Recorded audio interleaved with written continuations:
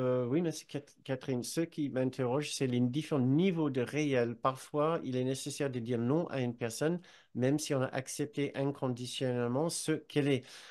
Tout à fait. Kenneth nous disait que le cours ne donne absolument aucune indication par rapport à notre comportement. C'est parce que l'amour que nous offrons à notre personne ne prend pas une forme spécifique, ne peut pas prendre une forme spécifique.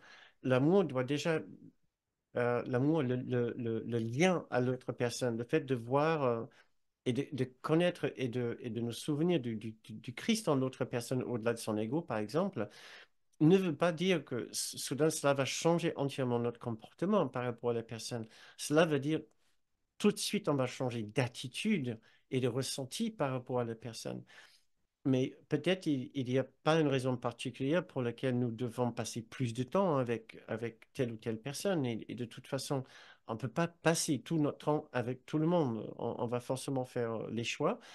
Ces choix maintenant, c'est juste que ces choix seront guidés non pas par l'ego qui aime certains et qui déteste d'autres.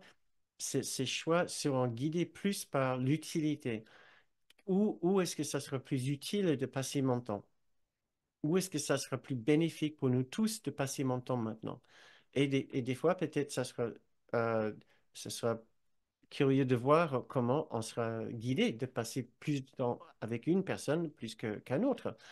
Peut-être on sera guidé de passer du temps avec quelqu'un qu'on trouve ordinairement un peu désagréable.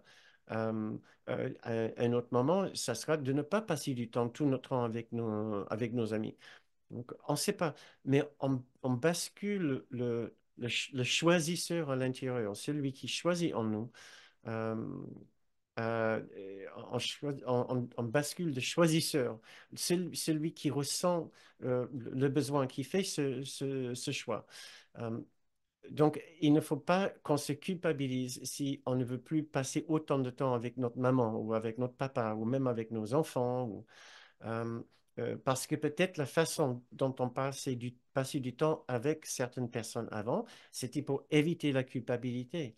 C'était pour satisfaire leurs besoins, par peur de leur réaction, par peur de leur ennui si on ne le faisait pas. Ça, c'était pas forcément un choix venant de notre grande soi, du Saint-Esprit en nous. Donc, quand on fait quand on essaie de voir le Christ en l'autre, cela ne veut pas dire qu'on va forcément passer plus de temps avec eux. Après tout, le Christ est en chacun. Nous homogénéisons notre vision et nous voyons tout le monde pareil à la fin. Donc, voilà, je crois que